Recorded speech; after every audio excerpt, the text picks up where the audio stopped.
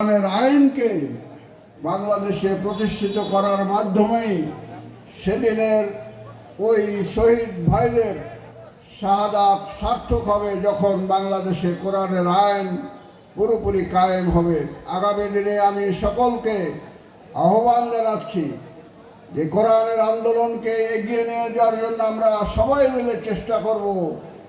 আমরা আমাদের জীবন বাজি রেখে মাঠে ময়দানে পথে প্রান্তরে কোরআনের আইনকে উচ্চকিত করার জন্য বাস্তবায়ন আমরা চেষ্টা করব।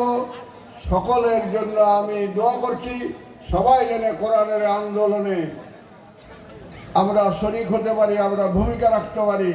সকলের কাছে দোয়া কামনা করে আমার বক্তব্য এখানে শেষ করছি। আখিরি দাওয়ানা আলহামদুলিল্লাহ রাব্বিল আলামিন। বাংলাদেশ ইসলামী ছাত্র শিবির জিন্দাবাদ, বাংলাদেশ জিন্দাবাদ। আসসালামু আলাইকুম ওয়া রাহমাতুল্লাহ।